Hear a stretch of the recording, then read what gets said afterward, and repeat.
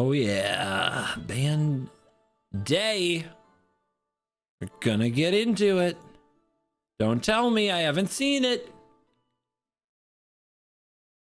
We're going in with no idea what happens. Who will get unbanned? They've said it's all about Commander. The Wizards, you've got the format. What is the first thing you unban, Wizards? What made the least sense? What made the least sense? Don't tell me. I haven't seen it yet. Don't tell me. Don't tell me. Don't tell me. Don't tell me. Don't do it. Don't do it. Be good to me. We got to keep the authenticity. Okay. YouTube, we live. Yes, we are. Twitch, we live. Yes, we are. Woo! And we have no music? The music's not going through? That's weird. Hold on. Hold on.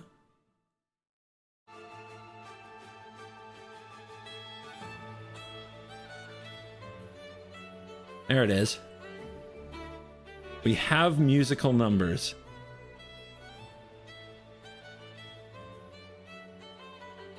Yep.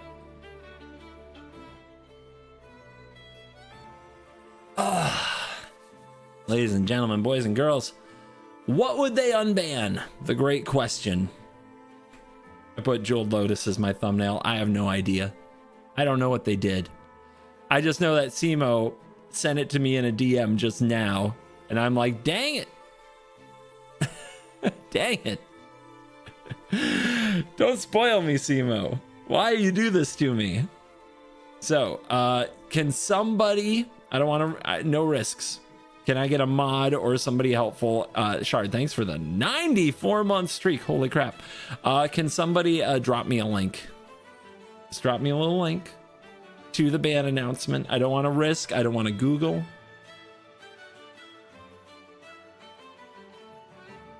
I just want to.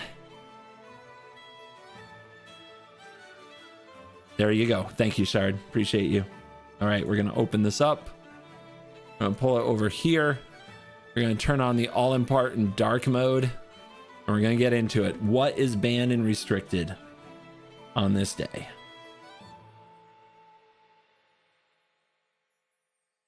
I go down here, where's my Chrome? Where's my Chrome? Where's my Chrome?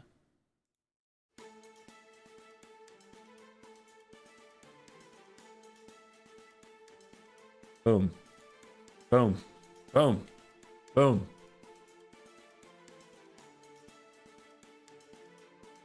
Whoa, whoa, whoa, whoa, whoa, whoa, whoa. Let's do it. Let's do it.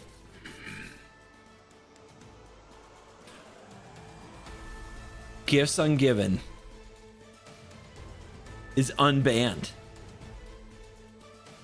I always thought that one was weird, and everybody defended it. Everybody in comments, Gifts Ungiven is a one-card combo CGB. How could you unban Gifts Ungiven? There you go. Boom. Angry Control Mage, thank you for 38 months. Appreciate that. Right Justice, 62 months. Appreciate that. The Dragon Master, 2 months. Appreciate that. Sway the Stars is unbanned. That's the one where everybody gets 7 life? Sun Crash, thank you for the Prime. Braids Cabal Minion. Let's go.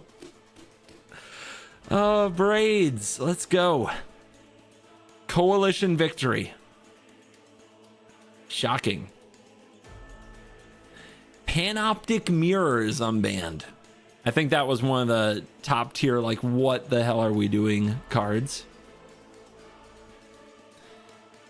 That's it. That's it. No Mana Crypt. No Jeweled Lotus. No Nadu. I guess that makes more sense. Huh. Huh. Huh. It's weird. If you're wondering exactly what these cards are, they're old. They're old and they're silly. Maybe some of you haven't seen them. Gifts ungiven. Search your library for up to 4 cards with different names. Reveal them. Put them into your hand.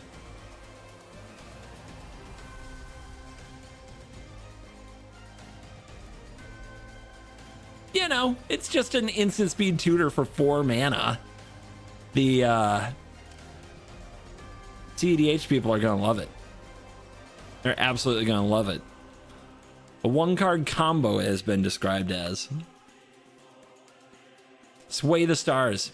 10 mana. Casual 10 mana sorcery. Each player shuffles their hand, graveyard, and permanents they own into the library, then draw 7. Each player's life total becomes 7. Sure. Legal in Commander. Let's go. How did this happen? Braids Cabal Minion. It's an oldie good but a goodie. 4 mana for a 2/2 at the beginning of each player's upkeep. That player sacrifices an artifact, creature, or land. There you go. Toxic, horrible, brutal, evil.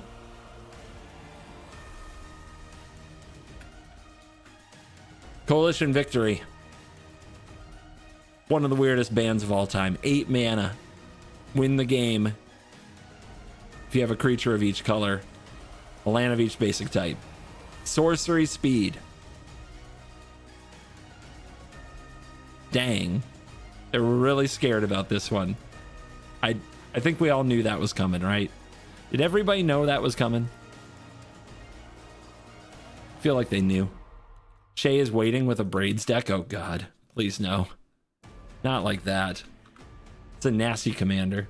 Nasty. Panoptic Mirror. Of course, if you play it fair on turn 4 or 3 with a rock, I think the average token deck already has 50 permanents. So what are we even talking about? Panoptic Mirror. What a terrible card. It's so slow. Okay, it's 5 mana to put out there, and then on your next upkeep, the trigger goes on the stack. You can, in that moment, exile a Time Warp under it and win the game if nobody stops you. It is a win con. Some decks might even need it, like Blue-White has trouble closing games. So we'll see. All right, let's get into it, guys. Gavin has words for us. So let's hear the beautiful word of Gavin in today's video. All right. Like this. I'm going to cover it up a tiny bit down here. It'll be okay.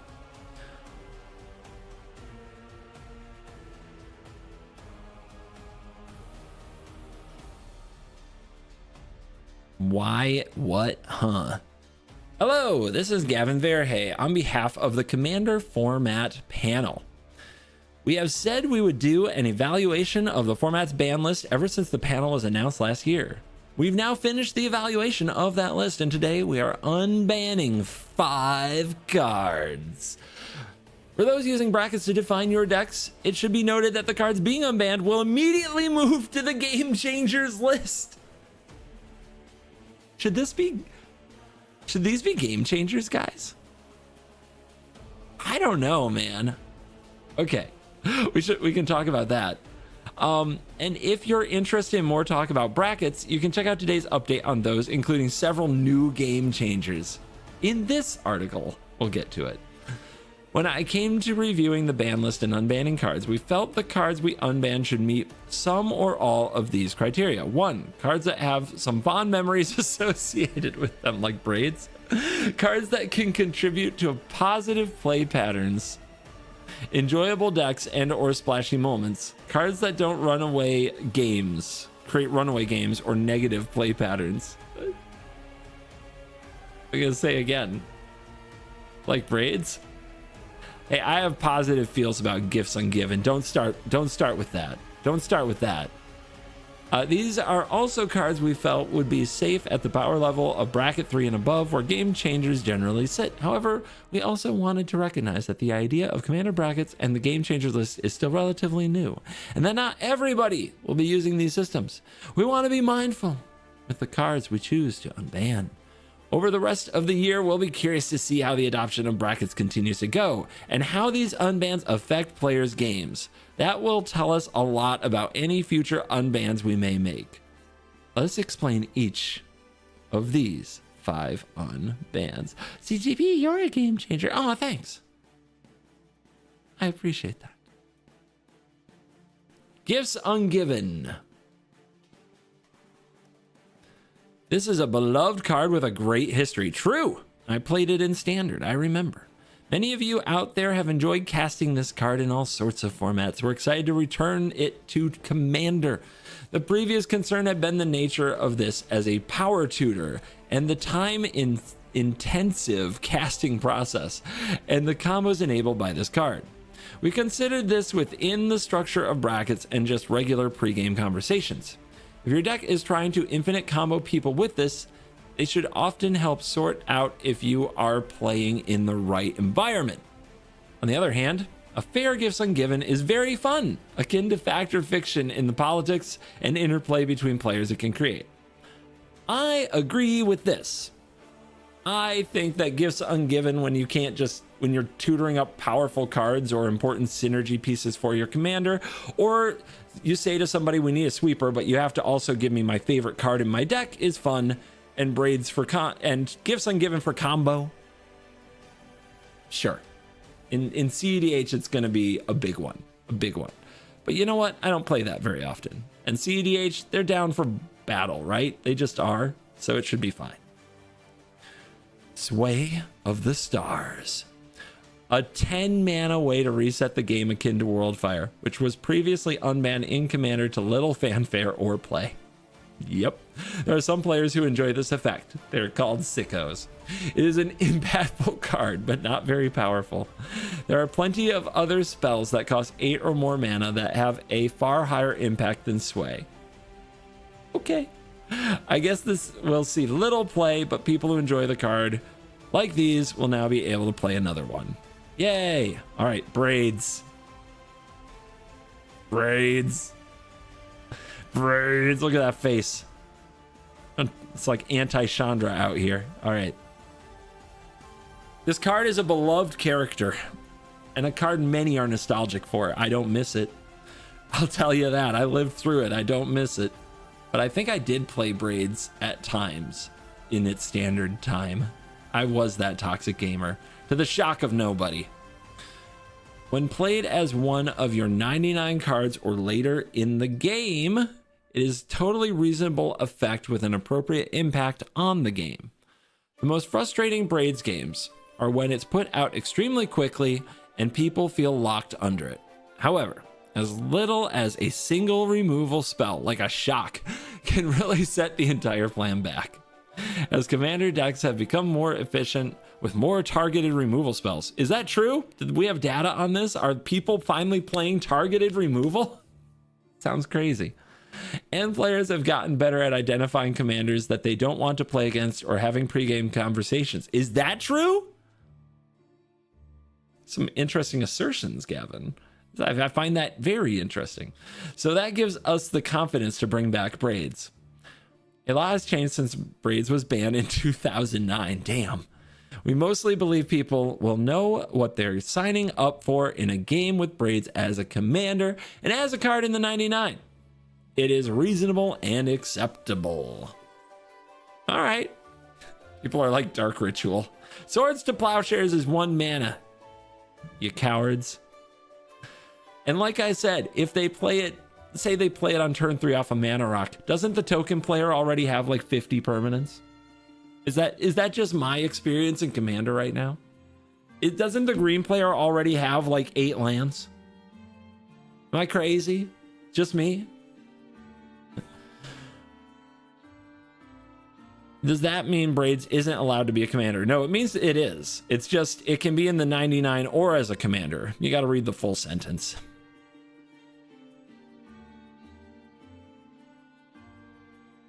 Coalition Victory. Oh, look. Unbelievable that they would bring this back. Wow. The poster child for why is this banned? This card's engendered a great deal of discussion. A lot of it boils down to how impactful and how much of an auto include it is. In a deck with a 5-color commander, it essentially reads you win the game if you control your commander. That is not the most satisfying end to a game, and it does begin to become an auto include for many decks. Is that an appropriate card to exist? However, it can easily be interacted with. A single removal spell in response to your 5-color commander means you're spent 8 mana to do nothing. You also need to untap with your commander in 8 mana. And there are many expensive spells that will do something akin to ending the game in a 5-color deck if you resolve them. Brawl players know about Emergent Ultimatum. Additionally, for those engaging with commander brackets, it is within the time frame of where we expect an I win combo to fall. God, I would love it if we spent 8 mana to win the game. And at that point, the game's already taken an hour and a half, hasn't it? It's just normal, right? Yeah, there are commander unbans. Today's unban day in Commander. Amazing. Amazing. Panoptic Mirror. I personally, Gavin, are you about to self-report here? I personally have been a Panoptic Mirror enjoyer since it was originally printed back in Darksteel. The promise of using a cool spell turn after turn is so fun! That's still true today. A value mirror is a blast. There are 2 problems with it. Banned back in the day for being somebody's I hate that card. Unbanned today for being somebody's pet card. Such is the way of life. I'm just kidding. The first is imprinting an extra turn spell. The game is over immediately. The second is imprinting something extremely repetitive like Armageddon or Farewell, such as a board sweeper, so that the game cannot move forward. The latter is something to be a lot less worried about in 2025. There are many answers to artifacts in decks that, if you are under a board lock, can get you out of it. Otawara, Soaring City, and Boseiju come to mind. The first one, well addressed by bracketed play through the restrictions on combos and a lower overall density of extra turn effects. And regardless of the bracket system, many tables have a good idea of whether they enjoy infinite combos appearing in their games, and if that's something they want players to do in their decks. Finally, it does take a full turn and a large mana investment, and people have several windows to respond to it. They can kill it before you untap in response to the ability, or after the ability resolves and your opponent is down a card. There you go. Jake from Allstate just became a member. Well, guys, there you go. Advertising in 2025. These cards have not been legal in Commander for a long time, originally being banned between 2005 and 2009. They went after the old ones.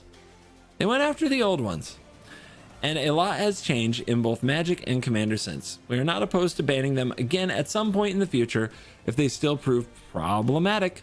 However, these feel in line with our expectations and are okay to try given where the format is today. I know many of you out there will be excited to try them, and I look forward to reading about what you all come up with. These changes are effective immediately in tabletop and will be reflected on Magic Online later today. If you're interested in more background on the brackets, go read our other article. Oh, we will. Yes, we will. All right. Let's get the tea. Let's get the drama, baby. On Dockside Extortionist, Jeweled Lotus, and Mana Crypt. We would be plugging our ears if we did not acknowledge the elephants in the room when it comes to this series of unbans. The September bans of Dockside, Lotus, and Mana Crypt. The controversy that got us to where we are today, my friends. Many players out there probably immediately scrolled down this long article as quickly as they could to discover the fates of these cards. We did talk about these cards and are not unbanning them at this time. Opinions from the Commander format panel varied. Some believe Commander is more fun without them. Others would like more time to see how the Commander bracket system is adopted before doing anything here. And others felt it's too soon to do anything with these cards. There were a few people who were open to doing something with Jeweled Lotus now. Okay, so they consider Jeweled Lotus a little apart from the other two. That's interesting. But that was not the majority opinion. The overwhelming majority of the panel did not want to do anything with any of these cards at this time. Wow. Wow. Thank you, Whirlwind Abyss, for the sub. Wow. The overwhelming majority was like, I could have sworn the talk online made it seem like this was going to happen. I had a few people say to me they were sure it was going to happen. I will be transparent and say that I believe if any of these were ever to return, the most likely one is Jeweled Lotus, due to its one-shot nature, iconic feel, and ability to help support high mana value commanders. I want to be clear that this is not me saying it will ever happen, but that was the one among the panel with the most traction.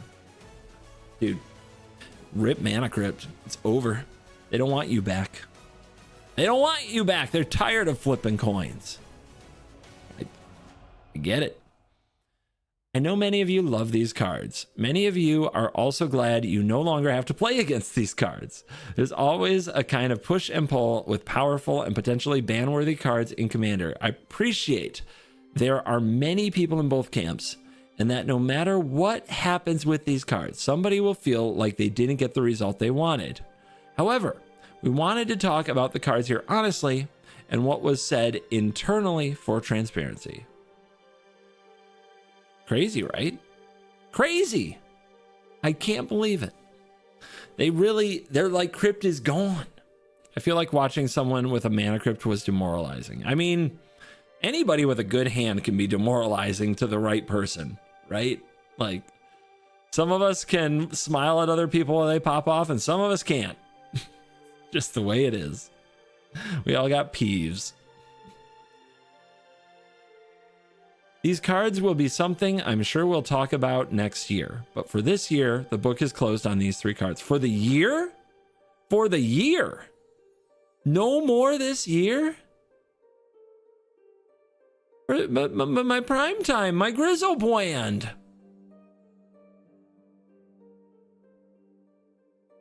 Oh my God. Future bans. Commander has been through a lot since September. It's been a time with a change of hands, a new panel being formed, and lots of uncertainty around what will remain on the ban list. After this appraisal of the banned card list and changes, we'd like to take some time to just let things sit for everybody to exhale after waiting on this announcement and have a bit more of a relaxed time in the Commander news world. Additionally, we'd love to give more time for the Commander bracket system to develop, which will help inform how much moving cards off of the ban list and onto the Game Changers list does for how often and where these cards show up. So we are committing to no further changes to the ban list for the rest of the year. My content! Oh my God, am I gonna have to actually put effort into my content? I thought I could just read ban announcements and get paid. Oh no. Starting next year, we can touch the ban list again and at more regular intervals. So not just one ban window a year, okay? But we want to hold off for the rest of this year. Okay. The only exception will be what I am calling the Nadu contingency. The Wizards, how do we put it? The Wizards up contingency. Which is if a new or unbanned card begins to become generally reviled and people just want it gone as soon as possible. We can break that seal and act earlier. However, I'm hopeful that we do not need to do this, as it would need to be a fairly extreme circumstance.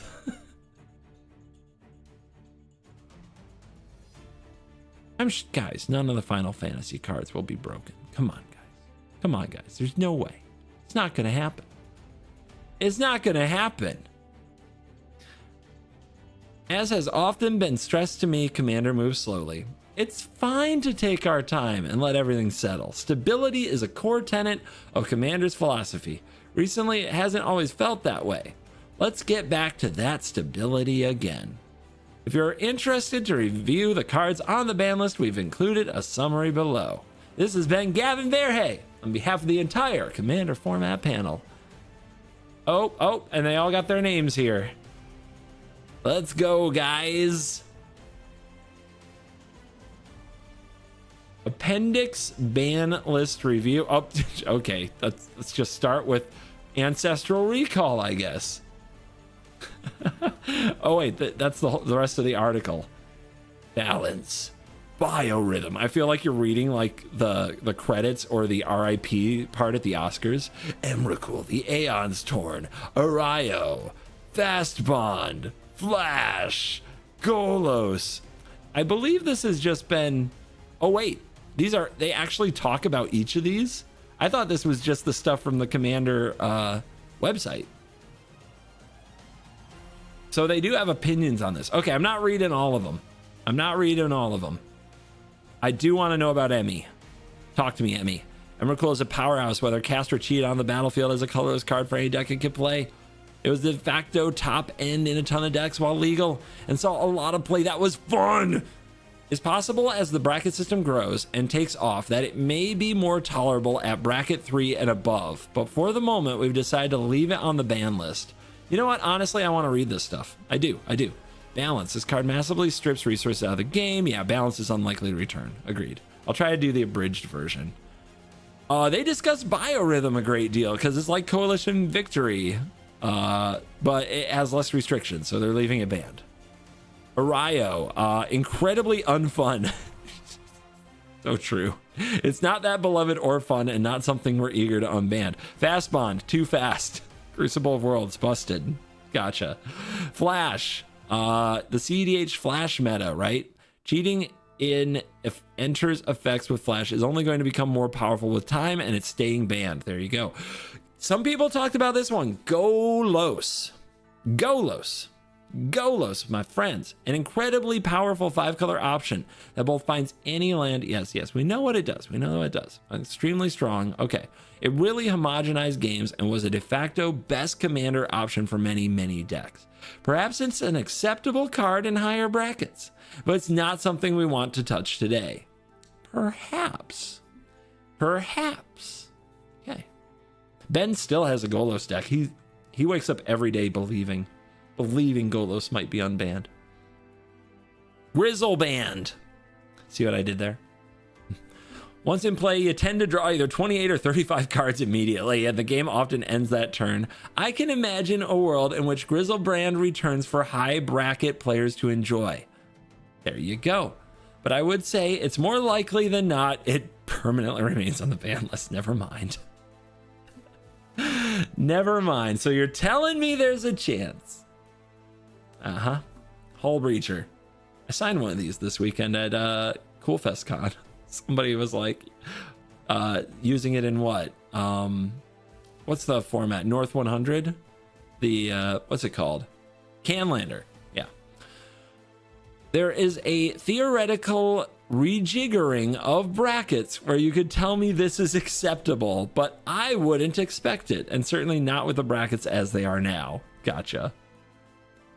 Iona. Wow, just proof that they talked about every card on the list is kind of admirable. Like, have they ever done an update like this for Modern? Anyway, the play pattern of this card is not the most fun. We wanted to hold off. It could theoretically return. Leovold. I see right here, unlikely to return. Limited resources. I think it's unlikely to see this return.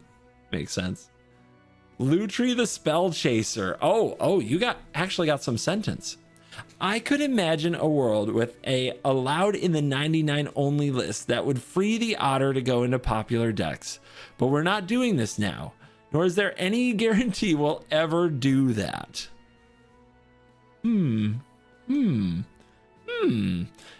Winged Wisdom. Not to mention, it easily refunds the mana play itself out of your command zone again. It's unlikely to return. Paradox Engine. Let's talk. Talk to me. If brackets are strongly and widely adopted, us talking about it as a potential game changer, but we are a long way off from that. It's interesting that they see like the brackets could make this okay, right? That's interesting. Oh, baby, we're a long way off, but here we are. All right, prime time, my boy. Liberate prime time, you guys. Those who played back when it was legal know how often the game would revolve around Primeval Titan, whether it died or not, cloning it or otherwise. Yeah, but then you get mana, you do your things. Isn't doing the things the point? I do think this is a card that could potentially return and be put on the game changers list. Yeah, green needs some game changers, damn it. But this card can be extremely warping, and now was not the time. Ah, damn it. Damn it. When's the time? Damn it. Ah. All right. Prime time should absolutely stay forever. No, absolutely not. Come on. As far as a green game changer goes, in bracket 4 and 5, you play this card and the opponent untaps and wins. What are you talking about? Game changer for sure, right? Game changer for sure. But come on, what are we talking about? In the combo format, you're worried about prime time? I don't know. And they're considering Paradox Engine and you're worried about prime time? Dude, if everyone's playing prime time, just play Braids. Prophet of Crewfix. It isn't necessarily locked on the ban list forever, but now is not the time to remove it. Okay, sure. Recurring Nightmare. Let's go. Great card. It is nostalgic, which is nice, but no, not a card we wanted to touch at this time. That sounds open to it to me. Raphalos Lenoir Emissary. This card is unlikely to return. Weird. And also they say maybe this is something that could only be in your deck and not as a commander. That sounds like a return of the commander ban list. Banned as commander, doesn't it? Sundering Titan, land destruction, it's so much fun. Maybe this would be an acceptable game changer, though even then, upgraded decks won't want mass land denial around. I'd say this one is possible, but an uphill battle. Sure. Sylvan Primordial. I think same thing. This one I could see unbanned in the future as we adapt and evolve brackets, but we decide not to touch it. Sure. If you're not going to touch Primetime, you can't touch the Primordial, right? Tinker.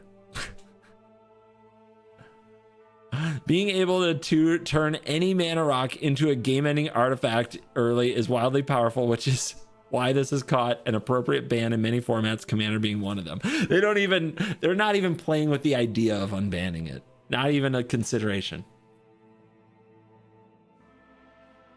I would say it is unlikely to be unbanned for Tolarian Academy. Dang it. We're not bringing it back.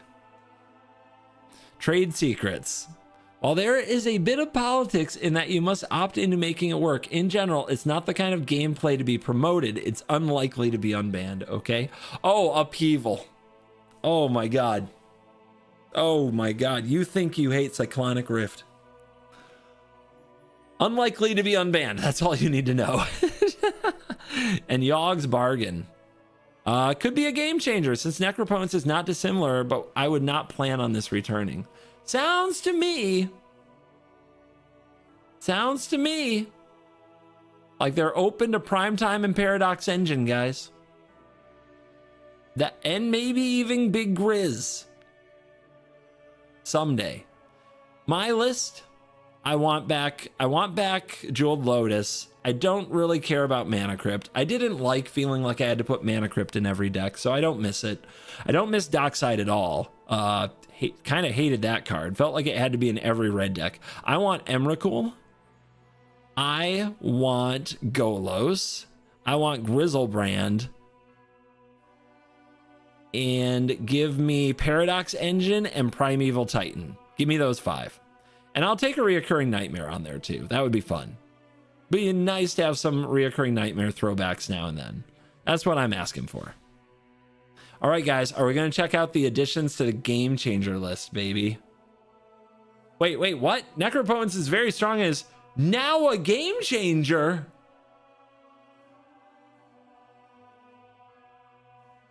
But I liked getting to say that my Necropotence was a totally fine card because it wasn't a game changer. Oh no. My gaslighting. My favorite gaslighting. All right, let's do it. The Commander Brackets Beta Update by Gavin Bear. Hey. Hello, everyone. This is Gavin. Yes.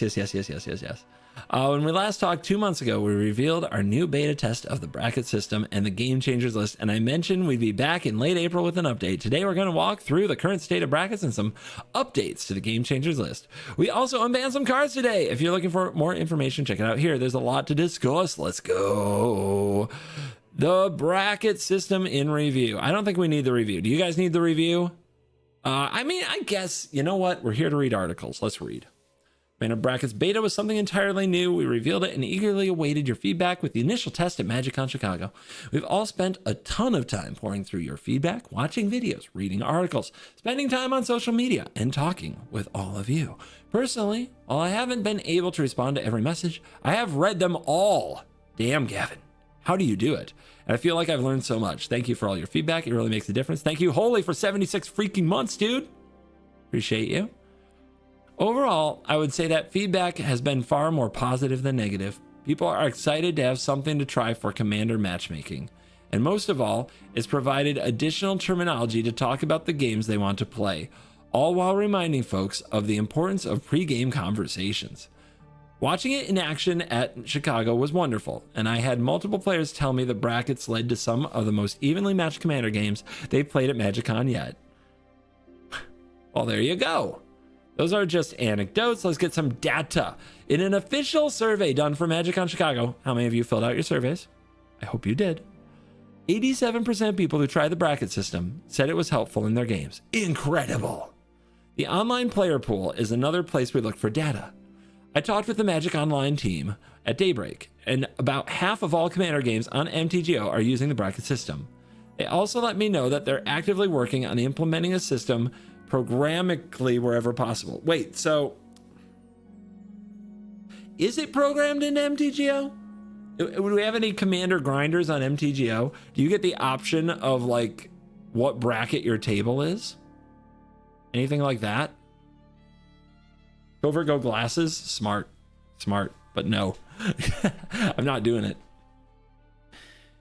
It's unofficial, but I also talked with Amy, who runs Spellbot, which pairs Commander games across many major Discord servers. 54% of all games on those servers use Commander brackets. That system adoption is high. I have been stunned. Guys. This is the truth as somebody making Commander content. For many years, I've seen Wizards come out with ideas, launch like programs, things that I would say nothing's been quite like brackets, but they've come out and they've tried a lot of things over the years. 99.9% of the things they try are usually met with some amount of accepted memery. Just accepted nonsense that the players, the creators, the people on Twitter, whatever you call Reddit, whatever you call the people on Reddit, invested fans, we'll call them entrenched fans. The ones who are, thinking about Magic every day. They always make fun of it to some degree. There's always some kind of a memery about it, a little bit of a sarcastic eye roll, which I have never shied away from participating in, ever. Brackets? There are people who are already, it feels to me like in my comment section, especially on the Commander show, if I say something funny something that I think is funny about brackets, like it's a bracket 3 deck, but it has this Lion's Eye Diamond and this Underworld Breach, which is totally doable. You can do this. It's possible. People explode. They explode in the comment section. They lose their minds They can't take a joke about, there's a subset of fans who can't take a joke about brackets. They are ready to battle on the front lines for brackets. They are very intense about it. It's kind of amazing. It's kind of amazing how intense people already take this. It is locked in. Holy cow. Anyway, just saying. I think if you guys, usually the live chat is much more memey, right? But the comment section on YouTube is much more just person in their bubble letting you have it from their point of view. And there are people who are ready to fight for this to the end. They love their brackets. They will defend their brackets. They will defend the brackets in games they aren't even in, that actually happened months ago, that were recorded months ago. They will go to war for those brackets. They will go to war for a game on your kitchen table with your friends that they have nothing to do with if it's put on the internet for brackets. It's crazy. It's crazy out there. Wow. And I'm really like, I think about it often, like, why is this the case for this specific thing that Wizards has done, right? And not for so many things that they've attempted. I don't know. It's funny. It's funny. All right. Josephus Paulus, thank you for the prime. Let's continue. Where were we? Now, I also don't want to take these early wins as a sign that the system is perfect. One of the easiest ways to fail in the long term is to succeed early and think you can stop improving. We've heard a ton of feedback about the system. While plenty of it's positive, there's also room for clarity, explanation, and refinement. How many brackets should there be? Should the exhibition bracket exist? Is the upgraded bracket too broad? What is the exact list of mass land destruction? What does a few tutors mean? Should there be a bracket 3.5, 2.5, or something between the existing brackets? We talked through a range of changes in this vein to move some verbiage and goalposts around. However, as we looked in, got the hiccups. As we looked into it more, we decided against changing the tiny details of the system this early. While the most involved Magic players may have digested it already, it's taking time to trickle out and be adopted by the broader community. Tons of content creators have made pieces examining the system. People are just starting to learn how it works and what it is. If we go down this path every 2 months and rearrange all the pieces of a system that has been overall quite successful thus far, it's going to erode people's ability to learn the system properly. It also takes time to learn new information, apply it, and update decks accordingly. I agree 100%. No, like muddy 3.5, no like extra exhibition-y, like not, bracket 0, no like, well, this but only if this. Not at this time, not yet. People are still just they're still fighting about the bracket 1 through 5, at least in my comment section. All right, so let's continue. A great example is Exhibition Bracket 1. When we announced the system, Exhibition had a small pool of people who were excited about it, but a lot more who didn't have decks for that bracket. We heard about little Bracket 1 play initially. Were we wrong to include that bracket? Now that we've given people time to begin to understanding Bracket 1 and build decks with it in mind, we are seeing it grow, which streams highlighting the bracket, people showing off their exhibition decks, and so on. While it may not expand to a wider audience, we shouldn't cut that tree limb off before it has a chance to grow. So we want to keep everything as it is to allow for folks to experience the brackets, calibrate their decks, and see what each bracket looks like. We will likely still tweak some things, but other things may naturally fall into place as more people try out and discuss the system. We will continue to run the Commander Brackets beta test this year, and you can expect us to come back with an actual system level changes later this year. We're imagining sometime before MagicCon Atlanta, but we don't want to lock down a time right now. System level changes. What do you think it is? What do you think it is? Interesting. To be clear, Commander Brackets are not receiving any changes. The system is still in beta stage. However, that doesn't mean we're not making any changes to pieces. Okay. So Yes, but no, but yes. When we rolled the system out, we tried to keep the game changers list small. We were worried about the number of cards people would have to track and worked with great community tools like Architect, Moxfield, and Scryfall to make sure those sites were ready to roll out and track those immediately. That was a huge win. The fact that it was so early on built into those sites, like day one, I think really helped people. And it also made it kind of a fun game to see what your decks, where they fell, and how you could change their brackets if that was your goal. While a precaution I'm glad we took, we may have overcorrected a bit. The overwhelming response and most common point feedback was that people could do a lot more game changers. What could do with a lot more game changers? Okay, so like they could have more game changers on the list. That's what he's saying.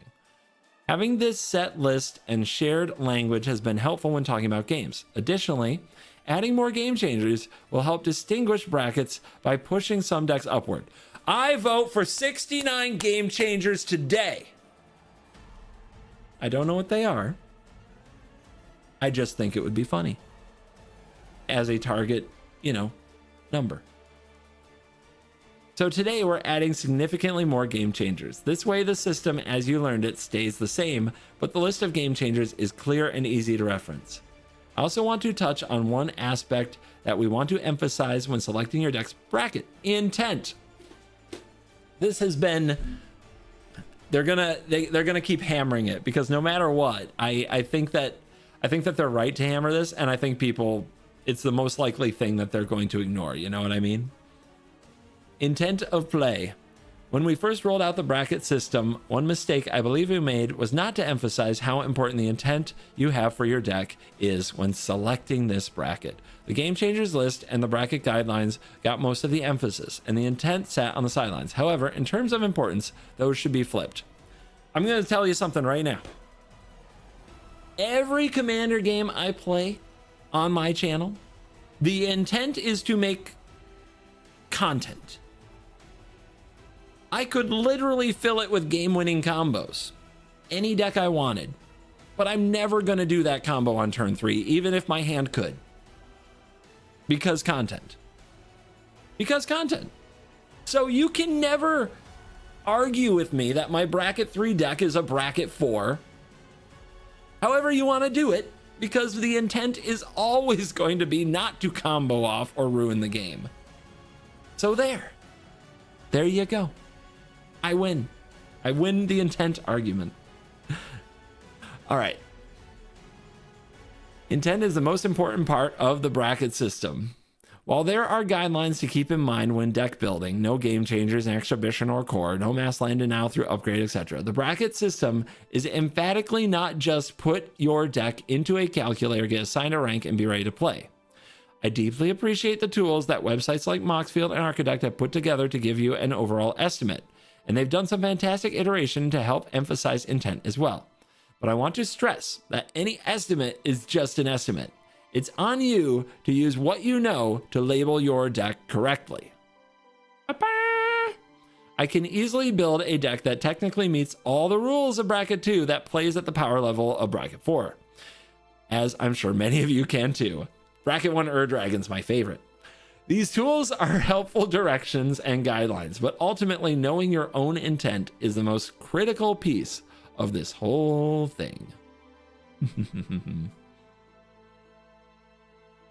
You can always bracket decks up, meaning you can note that your deck meets the description of core, but plays like an upgraded bracket 3 deck. The deck I played last weekend at Cool Stuff Con, it was my Baitor deck. It had no game changers. It would actually technically meet bracket 1 if you did the calculator online. Ali Eldrazi, thank you for the raid. 254 viewers. How you doing, man?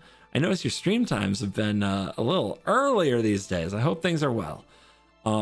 Anyway, I have a Baitor deck that could have been bracket 1. It had no game changers and almost nothing in it that would trigger the alarm bells. Until now, it had a Necropones.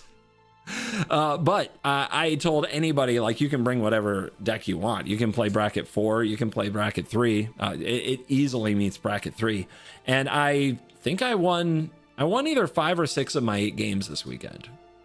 Just no combos, just stats on creatures and interaction and reanimation and, you know, so, let's keep it going.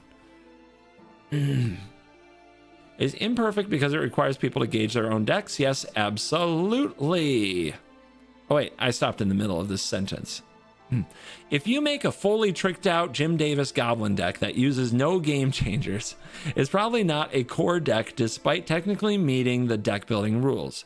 And that's where the descriptions shared in the first article that you can find here really come into play and why they are vital. Those are far more important than just looking down a checklist and making sure your deck doesn't violate any of the rules. It is more important, but a lot of people love having a checklist. They love it. They absolutely feel a level of satisfaction from getting that part right. So it's always going to be where some amount of the population stop. I think they can talk about this intent all they want to. They can mention it in an article every day for the rest of their life. And there will still be people who just look at their Mox field and say, it says I can be bracket 1, so I'm bracket 1. And then they smash you with their tricked out Goblin deck, right? There will always be people that just want to see the number and stop, and like they have the number, they know the number. They would rather have data than think about all of the squishy stuff. And there's a lot of Magic nerds like that. All right. It's imperfect because it requires people to gauge their own decks. Yes, absolutely. There will always be some of that, but using the descriptions to direct you should point you toward the bracket your deck sits in. As time goes on, this notion has trickled out through content creators and social media. And I think a lot of players out there are beginning to understand this piece, but I really want to emphasize it. It's on each of you to be as honest as you can in evaluating your deck. Don't be afraid to bracket up or at least have a pregame conversation about what your deck is trying to do. Like the worst possible thing it could do? Is that a good example? And if you're building your deck to be technically in bounds by the card guidelines, but substantially stronger than what other people are doing at that bracket, so you can stomp them, then you are being a bad actor. Here's the thing. They don't know what that means. So if that tricked out Goblin deck gets absolutely stomped by a tricked out Dragon deck, and they both have no game changers in their deck, then the Goblin deck thinks it has to get stronger. You probably, like, how many games of Commander do you get to play a week? 2 if you're lucky. You probably have to win like 5 or 6 games out of, say, 8 or 9 to be like, oh, maybe my deck's too good. Does that make sense? So it's like, it takes actually a lot of time to really understand where you're at. Especially with something like a Goblin deck. It's a good example, but like if I built a Goblin deck, my Goblin deck would probably need a few upgrades, but I'd probably be out there smashing people pretty quickly, assuming I know how combat works. So I don't know, man. It's tough because it's gonna take time for people to figure this out. I also built a deck shooting for bracket 4, and I told the group that we were going to do bracket 4, and I built a deck for it, and everybody knew we were doing bracket 4, and I won way too easily because I don't know if the other decks didn't have great draws or weren't built to that standard. It did seem like it was a little bit of both, right? So that's what feels bad, but it takes time to figure this stuff out. It really does. All right. That said, let's move on to the Game Changers list. Game Changers delistings. What? In evaluating the Game Changers list and reading all your feedback, we not only want to add cards, but also ensure the initial list is pulling its weight. In reading community feedback, 2 cards stood out as out of place to people. We're taking them off the list today. Trouble in Pairs is coming off the list? What? This card is insane. You know why this card is coming off the list? Because 9 out of 10 people who play it don't remember the trigger. That's why. That's what makes it okay. They whiff on the trigger. They see the shiny dragon and they don't draw a card. It's getting reprinted. So true. Absolutely caught right there. All right. The first card being delisted is Trouble in Pairs. This card has certainly emerged as a standout card since it was released about a year ago. While it can draw a lot of cards, it's on par with some cards that are not on the list. Name one! The general feeling is that it's just slightly under the bar for the Game Changers list, and that we probably jumped the starting line a little on this one. It's plausible it could get added back in the future as the list evolves and receive more feedback. I don't get it. I don't think so. This card is busted. It is busted. It is 100% busted. Dude. Trinisphere. This one I get. It's annoying, but it's fine. The second card being delisted is Trinisphere. The card is not the most fun card to play against, no denying that. However, it tends to be strongest at the highest power levels, and like CDH and Optimized. There are many cards at that level of unfun stacks pieces like Sphere of Resistance, Rule of Law, and Nether Void. True. That aren't on the Game Changers list. True. And generally, if your deck is trying to lock other players out in a stack style, that's a play pattern that doesn't match the intent of bracket 2, and you should bracket up. If you want to play a single fair Trinisphere, it may be frustrating, but ultimately reasonable. Sure. Just ramp. What's the problem? Okay. Game Changers editions. By far, some of the loudest feedback was to please add more Game Changers. So we looked through everything we were sent, discussed a lot as a group, and solicited suggestions from the Commander Design team. Today we are adding several cards to the list. 18 cards! Oh my God! What? All right, some are the banned cards, right? Oh my God, Teferi's Protection. Game Changer. Humility. Sure, Game Changer. Narset Parter of Veils? Oh my God. Oh, our girl. She's just stopping unfair Ristic Study shenanigans. What's her problem? Intuition. Makes sense. If you're going to do it with gifts, makes sense. Consecrated Sphinx.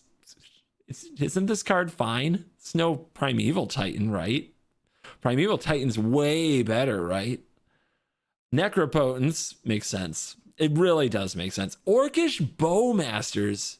Notion Thief. Okay, stopping people from drawing cards just became the new land destruction. It's just 100% taboo to punish people for drawing cards. Is Children of the Apocalypse on here? What the heck are we doing? Deflecting SWAT. What? What?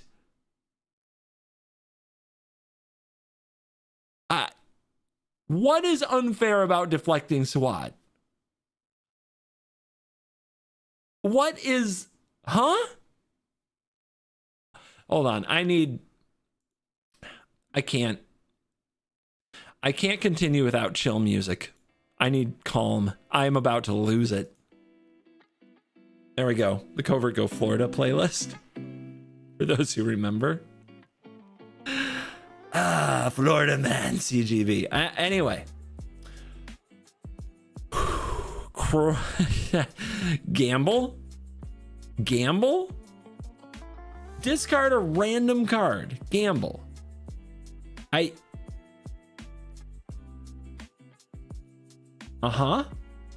Worldly Tutor. I mean, people were yelling about this one from the get-go. Crop Rotation. Makes sense, maybe. I guess you don't want to get in like Field of the Dead, right? Seedborn Muse. Seedborn Muse. I guess. They did say, like, a lot of people said that green got away too easy. I guess. Natural Order. I mean, I feel like Natural Order fell in the tutor category, right? A lot of these do. So it's kind of weird to see them on the list. I guess they just thought the too many tutors was too vague. Does that seem right? Food Chain. Yeah, nobody ever uses this fairly. Absolutely not. I also like it because there were some commanders. I'm going to use Prosh as an example. When Voxy introduces her Prosh deck, she always has to say it's Prosh, but there's no food chain. Now she can say Prosh, but no game changers, you know? So it can be like bracket 2 Prosh or whatever. Aura Shards. This card is brutal. I kind of agree with this. This is a pretty nasty card. It can shut down a lot of things. It's pretty mean. Field of the...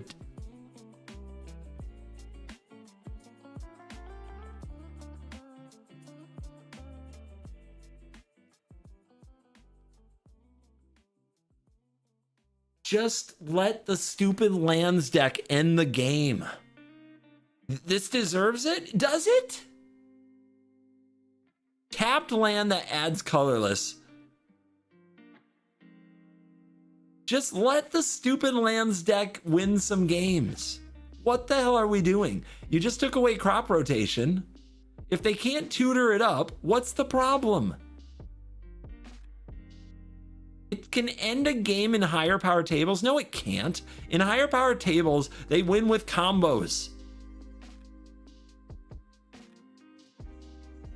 This is a bunch of tutus. Just let the lands deck actually create things so they can win. What are you talking about? Card is miserable? Card is actually cool. Card is not miserable. It just actually makes sure that somebody has an army instead of doing nothing. Dude, if you guys are losing to Field of the Dead, like, what are you doing? What are you doing? What are you doing? I don't know. I don't know, man. I don't get it. You're dying to tutus in Commander that accumulate over multiple turns. Are we gonna ban Tevel the balance scale? It makes multiple tutus a turn just for doing graveyard stuff. Are we gonna do that? Is that a game changer, guys?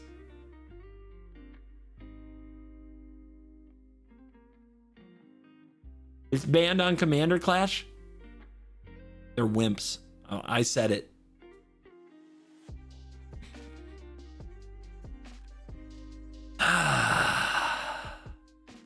I can't, man. I can't. I can't believe it. It can go in any deck. It can, and it doesn't. Field of the Dead's play rate. Let's go. EDH rec.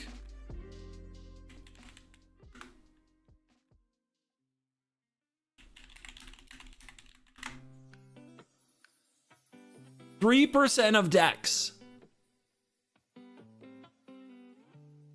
You're acting like fetch lands and extra land cards don't exist. No, I'm being an adult about a couple of zombies because of some fetch lands and extra land cards doesn't actually scare me.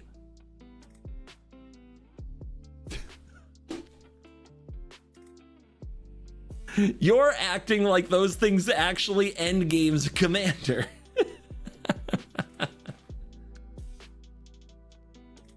3% of decks because it costs $50. All right. I don't actually know the answer to this, but as a thought experiment for you little for your brain that locks in on the dollar amount, how many of the decks on EDH Rec do you think are actually built in paper, proxy free? How many of them do you think represent 1-to-1 what's in somebody's collection in paper right now?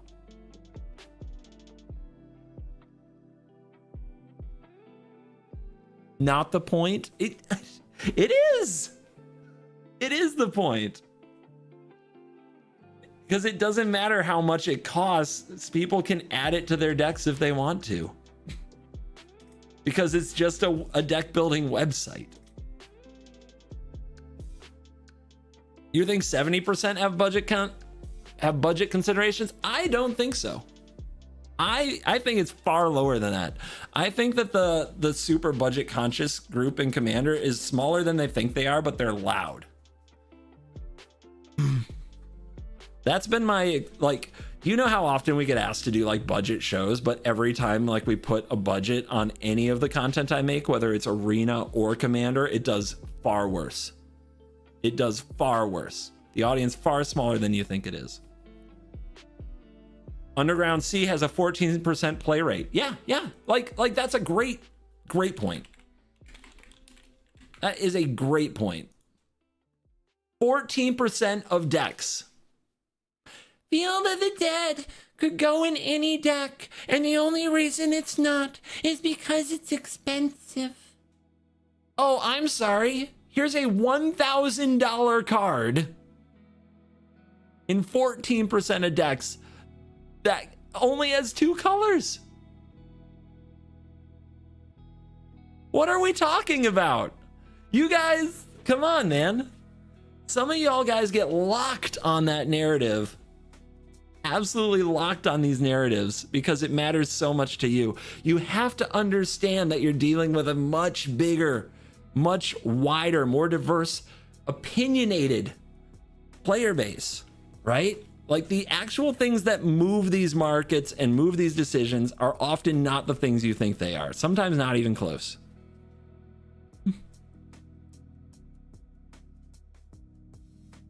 Anyway, this was an argument that started because I think Field of the Dead as a game changer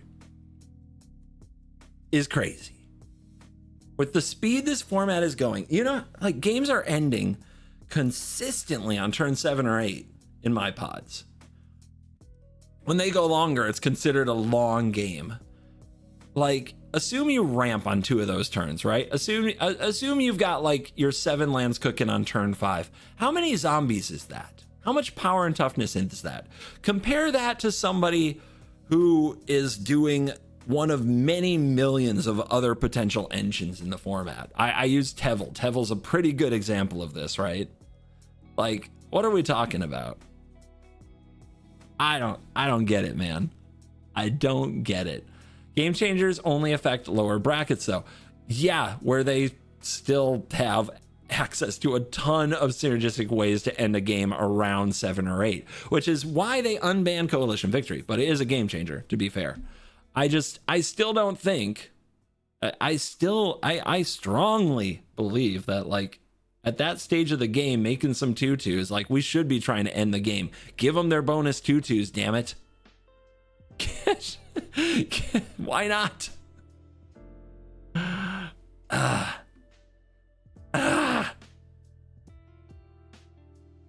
I don't know. Mishra's Workshop. What the heck workshop is this? Oh, is that the online, like Magic Online set? Mishra's Workshop can make some sense. I mean, artifacts are already busted. This card is Black Lotus on a land. Why the heck not? Why not?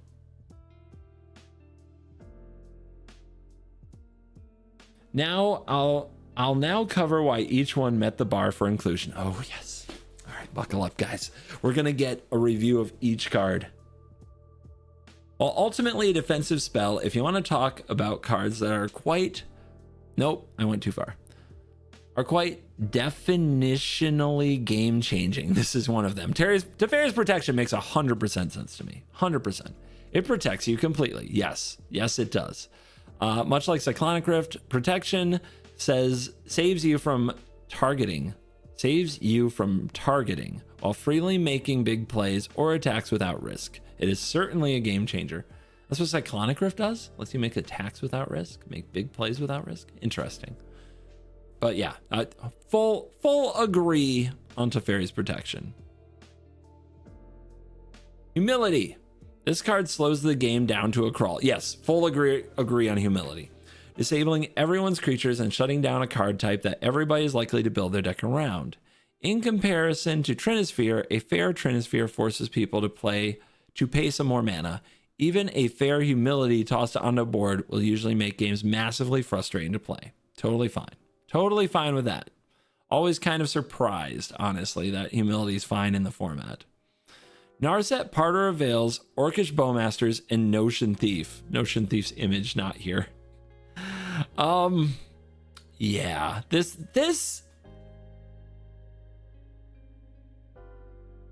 I get it. It's really frustrating to not get to draw cards. I mean, if we're taking away, like, no mass land denial, no tutors, right? Then people just want to draw a lot of cards in their commander decks, and you play one of these and they can't. Yep, that's mean.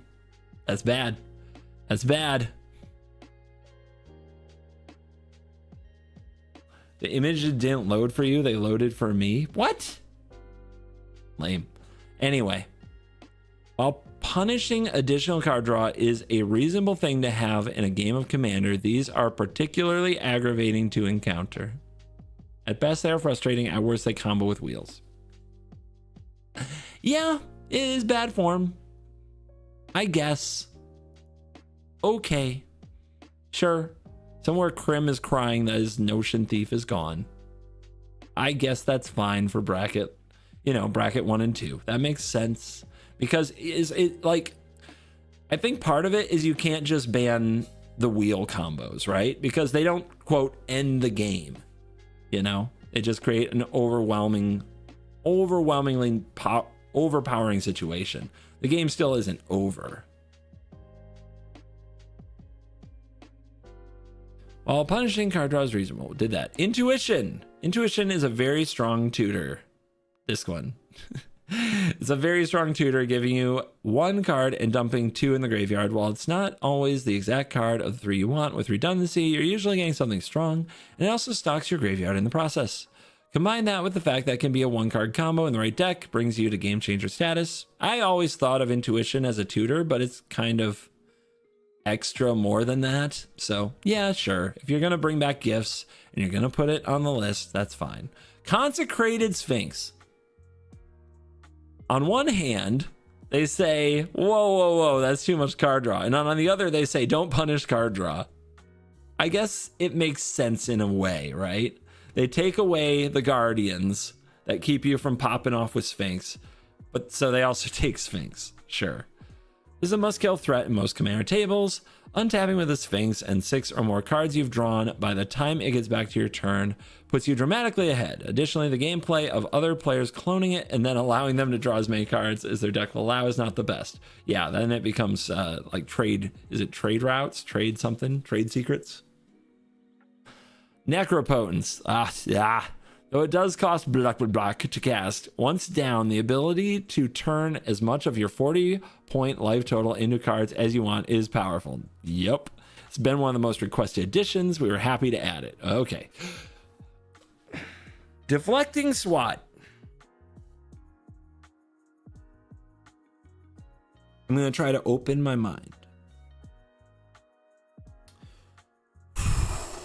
I am opening my mind to why deflecting SWAT would need to be a game changer. Okay. Changed my mind. Strong free counter magic made the list previously, and this often does the job of free counter magic and more. It's deserving a spot on the list.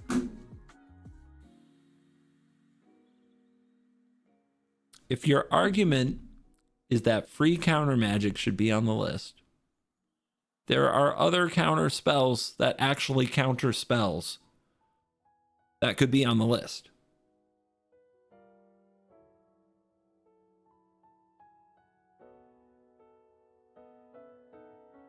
Right? Am I crazy? It's better than Fierce Guardianship in many situations. You're not wrong, but there are many more where that's not true. The number of times I've had a deflecting SWAT in my hand and it didn't stop their Crater Hoof win, or it didn't stop whatever overtop thing they were doing. Definitely doesn't save your creature from a board wipe. There are so many more situations where it's not that good. I have deflecting swatted a Casualties of War. Felt great. I don't think I won that game. It's just like, whatever. It is not a counter spell. Are you kidding? Are you kidding? Wouldn't you be salty if you play in bracket 2 pod and someone swats your swords to plowshares? If that makes you salty, that your swords to plowshares get swatted, I just don't.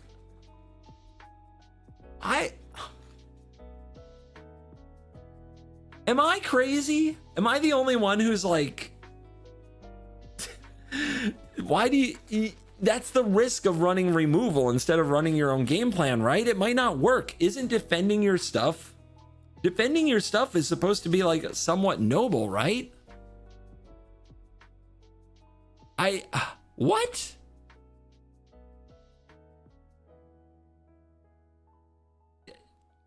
I don't know, man. I don't get this. I don't get this. Also, SWAT has that really high ceiling of like somebody just mentioned, like turning around an Aether Flux reservoir. That's pretty cool.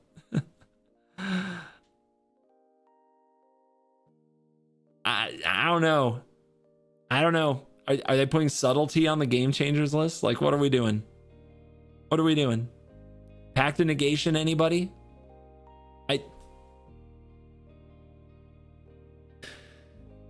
Okay. All right. This one, I don't get it. I don't get it.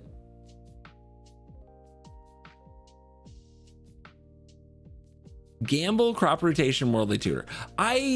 Okay, another thing I don't get. I support all of these being game changers, but it's weird to me that they have this rule about tutors, but then they have to go and also put tutors on the list, right?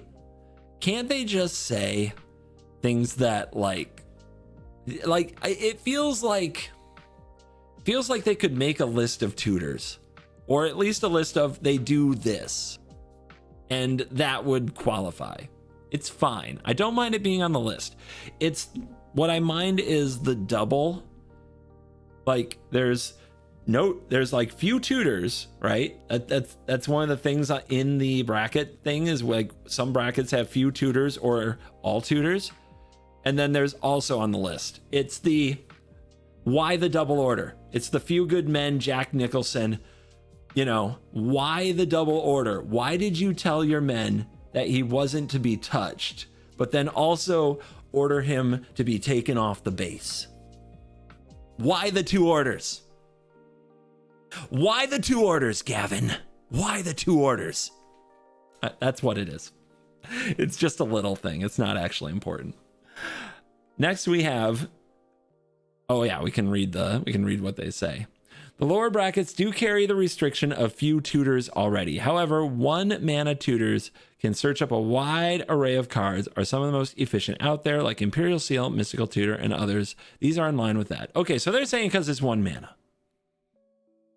I guess. Okay. Sure. That's fine. We may be revising, like, what else? Isn't Sylvan Tutor 1 mana sorcery? Search for any creature put on top of your deck. Like, see? Why the two orders?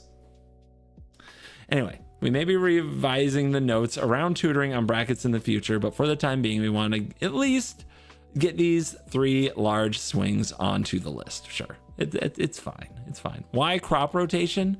Well, you see, if you get Field of the Dead, then my God, on turn like 5 for a green deck, they make a zombie. This is too good. What are you talking about? That's busted. Maybe they have some busted land coming down the pipe. I don't know. I don't know. I don't know, man. Seedborn Muse. Untapped Machine. This was in a precon, by the way. Maybe they actually talk about that.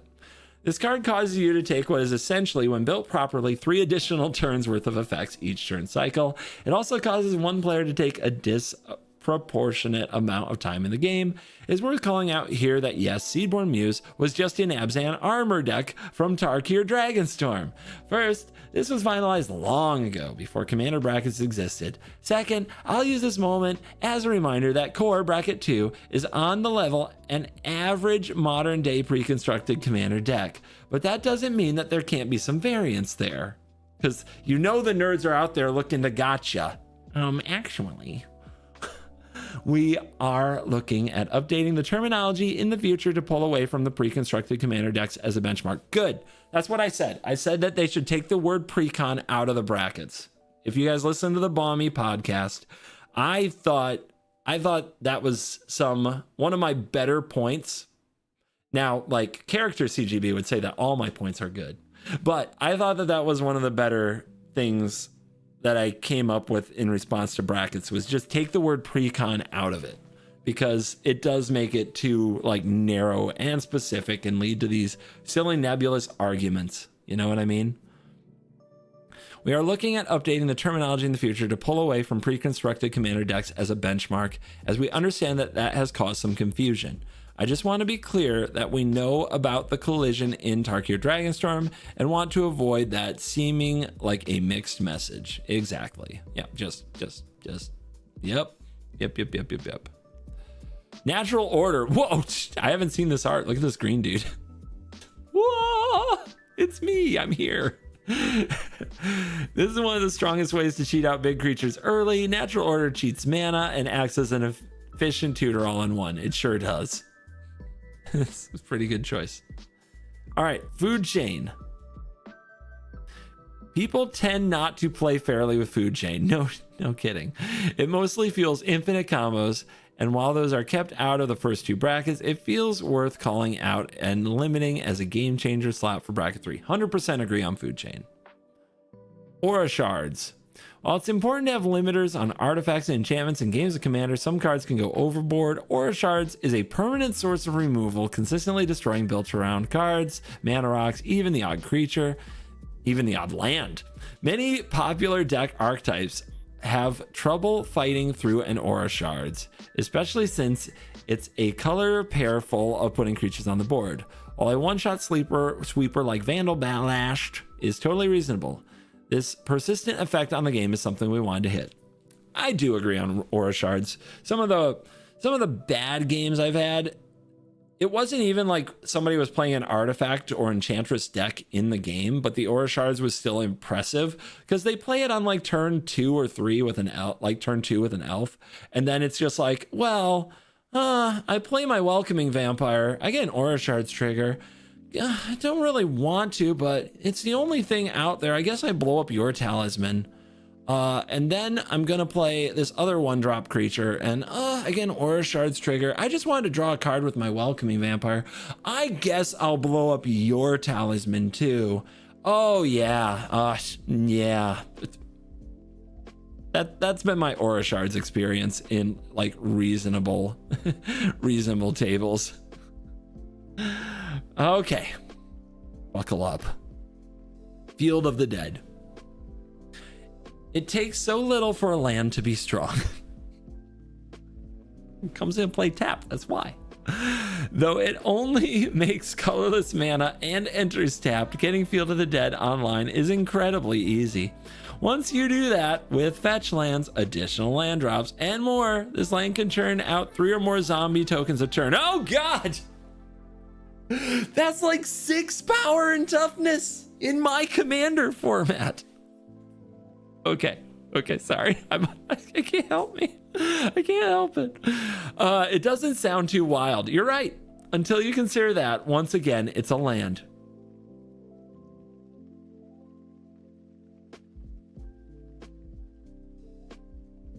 You're right.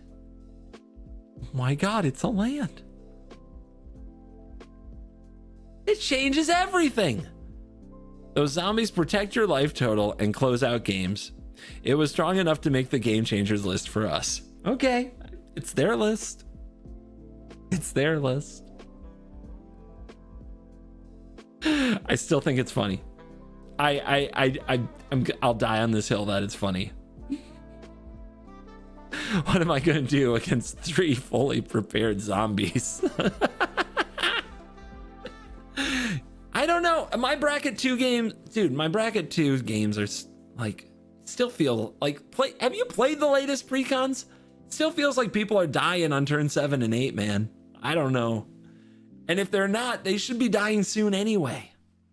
I don't think it's a good excuse. Maybe my games aren't as fast as yours. Maybe my games are faster than yours. But I mean, we're talking about precons. We play pre-con games where people die that early. I stormed off on stream with a pre-con, and that game was going pretty long. That game was like going into turn 9 and 10. I wish some zombies had killed me. I didn't want to have to do that. I didn't want to have to storm off in my pre-con and take a 20-minute turn live on stream. I would have preferred to die to some zombies. Am I crazy? Anyway. Mishra's Workshop. Though not highly played due to its difficulty to acquire, a land that taps for 3 mana, 4 artifacts definitely meets some of the restrictions we put around fast mana and belongs on the game changer list. Yeah, I get that. The artifact decks are already juiced anyway. They don't need Mishra's Workshop. It's fine. Cards not changed. I also want to take some time to talk about, dude, how many cards are going to get mentioned here? To talk about things that weren't put on or taken off and why. Reading through community feedback, we have a ton of cards mentioned, and we wanted to get some of those today.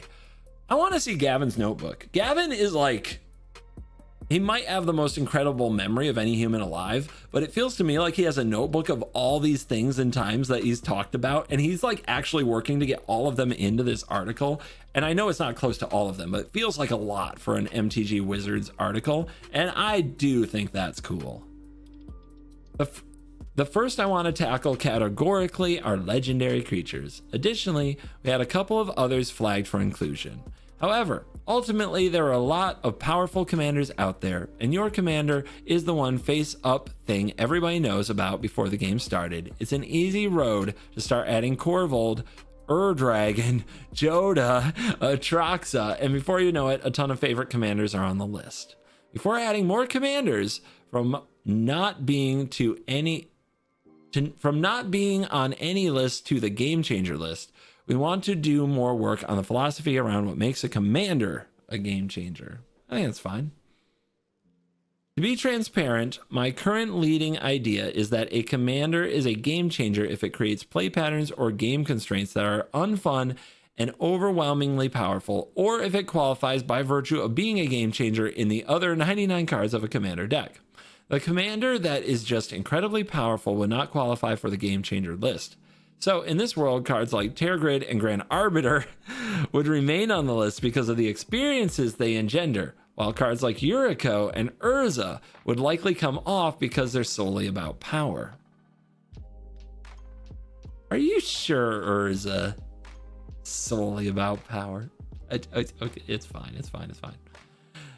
This is something we would love your feedback on, and we have elected to not take action on any commander at this time. You will likely see some changes in the next update to the list. Now with that out of the way, let's get to some specific cards. Farewell? Oh God, don't. What? What? No. This is an incredibly powerful catch-all board wipe. It can be frustrating to have the game reset in this fashion. However, as a 6-mana reset button, it does help curb people getting out of hand just the same. As a card we have our eye on, we're not going to make it a game changer. Damn right. Come on. What?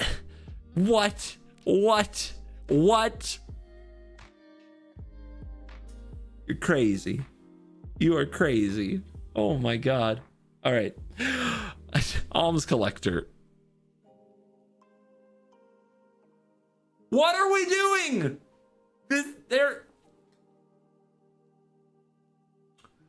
There's 20 commander players on a Zoom meeting somewhere talking about Alms Collector? I mean, hey, I would rather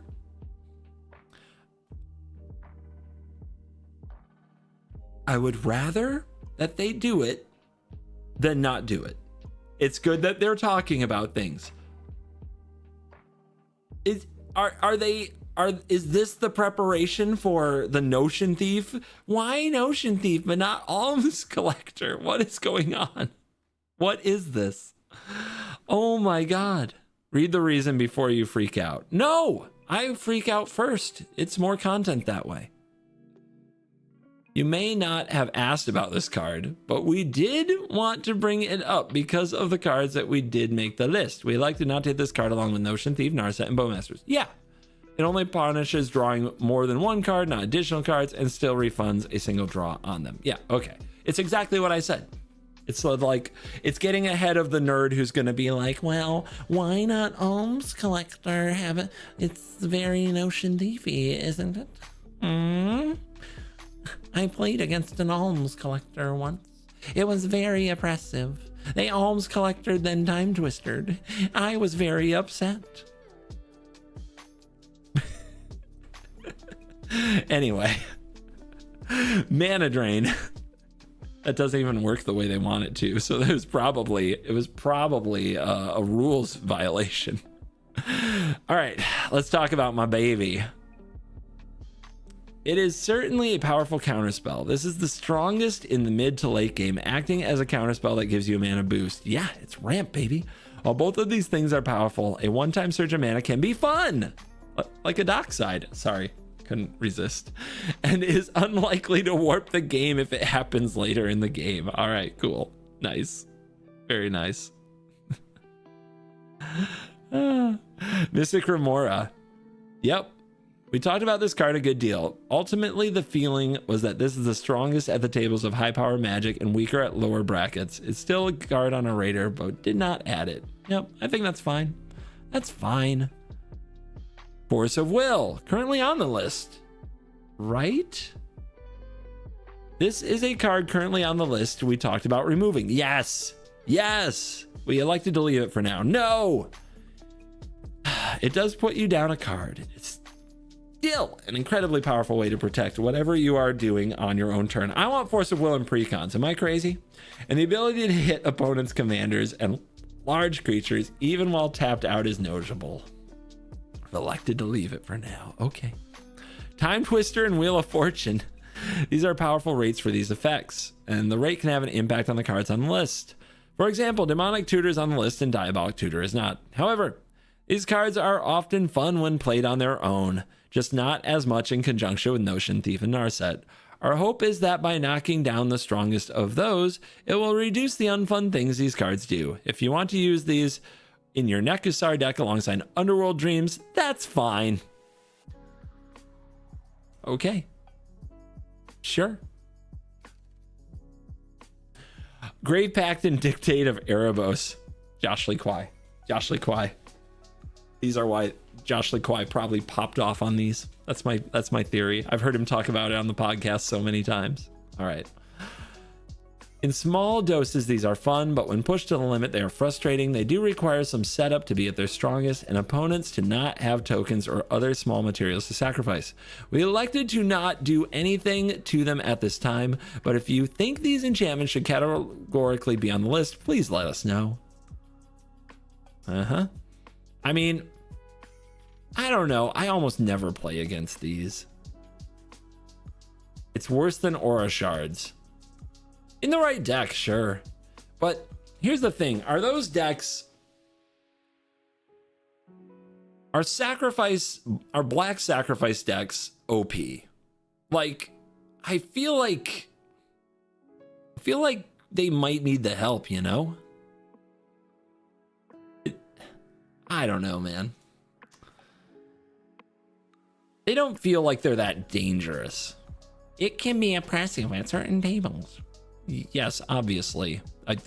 Apparently Field of the Dead is oppressing somebody because they keep arguing with me about that. But I don't know if that's reason enough to make it a game changer.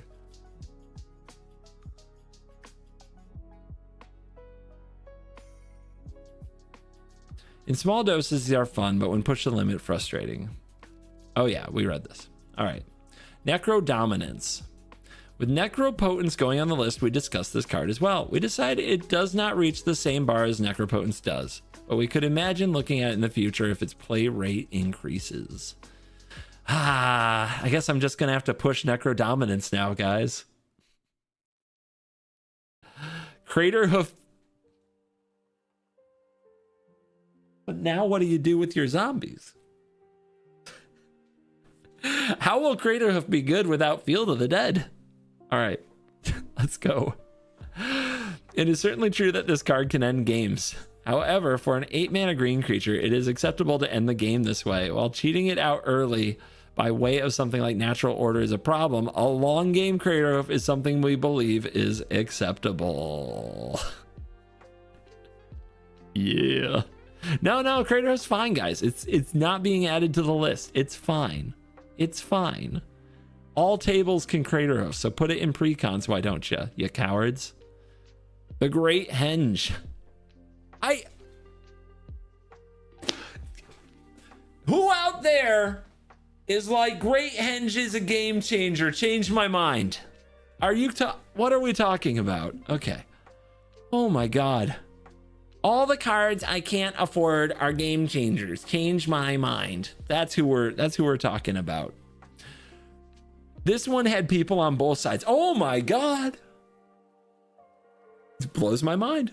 It can absolutely take over a game and let a player snowball in card advantage. It can also be interacted with, requiring some setup before cast and use, and is a card that embodies green in many ways. It is a powerful card on the battlefield, make no mistake, but it is promoting a bunch of things that are generally fun in Commander. No kidding. Creatures, card draw, power, and toughness. The +1/+1 counter synergy. Yes. We elected to not touch it at this time and welcome your feedback. Good.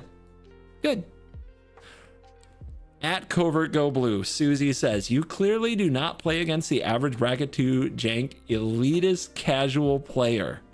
The average Commander player hates good cards and will call you toxic for playing powerful cards. Oh, I do. I spent all weekend playing Commander games at Cool Stuff Con with Commander players with a variety of backgrounds.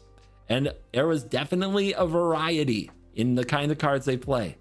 And no, not everybody acts the way you describe. Crazy, I'm sure. Are you sure you play against as many average bracket 2 janky elitist casual players as I do?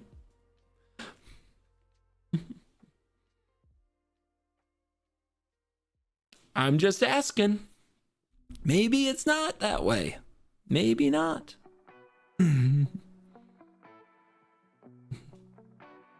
All right. Where are we at? I think Henge is crazy. I think Henge is crazy. I play tabletop sim Magic. Maybe that's the problem. I don't know anything about that. I can't speak to that experience. All right, Green Sun Zenith, Chord of Calling, and Finale of Devastation. I mean, those are all pretty good tutors, right? We wanted to hit Natural Order because of the ability to tutor anything for 4 mana directly onto the field. These tutors do something, but not nearly as efficient a rate. Yep, these usually require like 8 mana to start like really cooking. And of course this has Convoke, but that means it has a board state that didn't attack. Like, yeah. So I get it. Like, I totally get why Natural Order and not these. Makes 100% sense to me. Tooth and Nail. Good card. I never run this. I've never run this. I always think about it, but I don't. This can be a game ender and is similar to Crater Hoof in terms of cost. It takes 9 mana to entwine, which is an appropriate way for games to end. So yeah, they're basically being like, we do not need a game changer and 9 mana way to end a game. Defense of the Heart. The setup for this one is much more minimal than Tooth and Nail, asking an opponent to have 3 creatures. It's hard to play around Defense of the Heart, but it takes a turn to go off, and it can... I've seen people like destroy their own creatures and like navigate like, okay, I'm going to attack you with this creature, block and kill it so it doesn't trigger Defense of the Heart. So that people can play around Defense of the Heart. Soul Ring? Have we not... Was there not enough about Soul Ring last time? What are we talking about here? Did we not get it yet? Do we still want to argue about Soul Ring? Of course we do. Titan Lord, thank you very much for the Prime. Oh my goodness. Let's go. Let's go. Let's do it again. We're going to do it. You know what? Let's get a weekly why Soul Ring.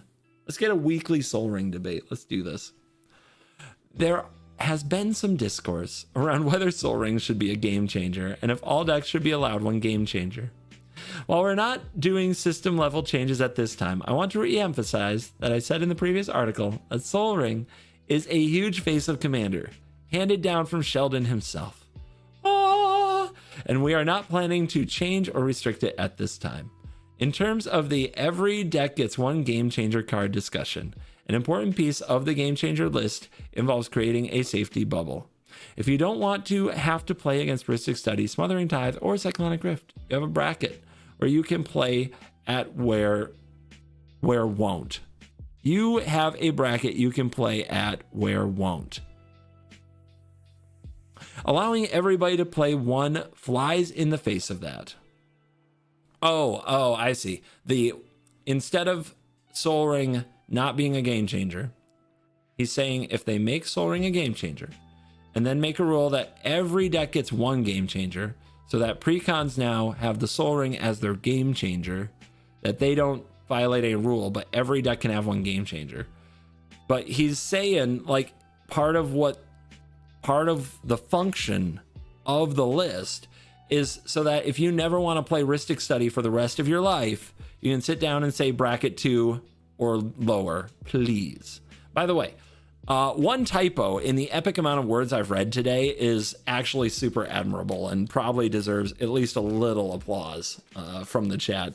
Like this is the Soul Ring typo, okay? Like just like the Soul Ring gets a pass, so does this one typo.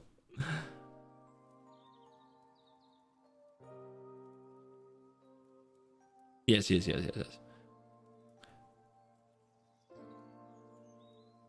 Claps for the chat bot GPT. I would not be surprised if Gavin wrote this by hand and handed it off to somebody. But that's like, I mean, the dude loves what he does. He really does. It's very impressive. We want to give the brackets and the updated list of game changers time to soak in and settle. While we do not anticipate making nudges to the game changers list in the future, a massive addition like you've seen today is not something we generally want to do. Our goal today was to expand upon what was laid out, then see what the community's response is. We want to just let those sit for a while. You shouldn't expect anything until sometime after MagicCon Las Vegas and around June 20th through 22nd. In the meantime, we would like to use the remainder of this year to focus on writing and crystallizing Commander brackets and the game changer philosophy, listen and build out the bracket system further with some eventual small tweaks, and return to regular, more typical communications with all of you. If you're wondering about future bans and unbans, there will be no more announced this calendar year as stated in today's announcement. To keep up regular touch points with all of you, we're going to be reinstating the quarterly check-ins that the former Commander Rules Committee used to do. Sometimes they will be short, sometimes they will be a bit lengthier. Content! Let's go! But I think it's a great thing to do for communication and keeping you all informed of what we're working on. So given all of that, you can expect the next update in late June or early July. We'll let you know about any tweaks to the Game Changers list at that time, the state of Commander brackets, and any other updates somewhere around then. This is a long article, and while there is a lot of detail here, I also want to make sure it has clear takeaways for those who aren't diving in as deep, so here's a summary. Bullets, baby! Early information and data on Commander brackets is very encouraging. We are not changing any of the structure around Commander brackets at this time. The bracket system will still in beta stage, and you can expect structure level changes later this year as brackets continue to be used and we have a better idea of what is sticking. We are removing 2 cards from the list and adding 18. This is something that has been consistently asked for and does not require you to relearn the basics. So that is removing 2, adding 18 is a plus 16. So that's 56 game changers. All right. Only 13 more to a funny number. It does not require you to relearn the brackets. As detailed in the ban and restricted announcement, there are we are unbanning 5 cards: Braids, Coalition Victory, Gifts Ungiven, Panoptic Mirror, and Sway the Stars. Those cards will become game changers. There will not be any bans for the rest of the year, save for something new that shows up and needs quick action, like Nadu. Go read this other thing. We want to do quarterly check-ins, and the next one is being targeted for late June or early July. Dun, dun, dun, dun, dun, dun. Here's the credits. Here's the game changers. We're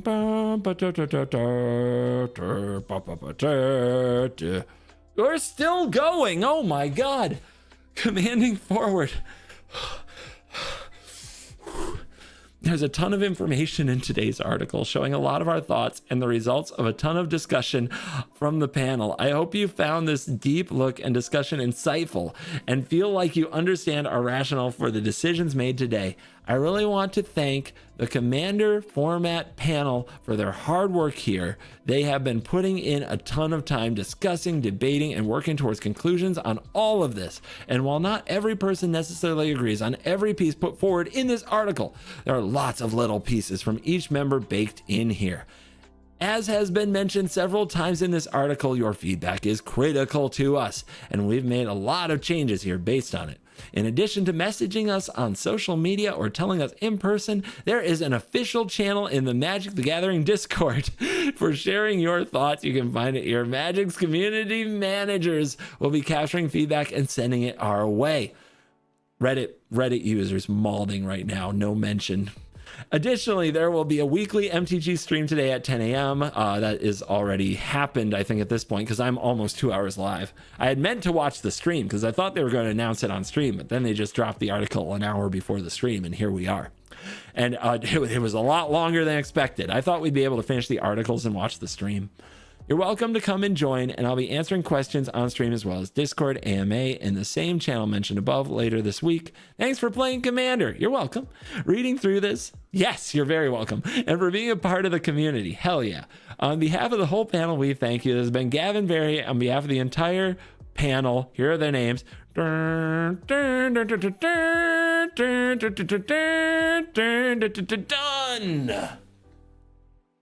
We did it. Oh my God. What does game changer mean in the bracket system? Game changers are not allowed in brackets 1 and 2. You're allowed 3 or less in bracket 3. In bracket 4, you're allowed to play as many as you want. And in bracket 5, you're expected to play as many as it makes sense. Does that feel worth it? It's interesting. It's a mixed bag for me. We're kind of all over the board, but I've definitely, in the course of this stream and video, I've shared my thoughts on all of the additions and such to the game changers list. So I am, you know what? It's all here in the stream at this point. I could go back and like tread back over all this, but at this point, probably better just to put up the video and you guys can watch it back and find the spots in it. It wasn't that bad.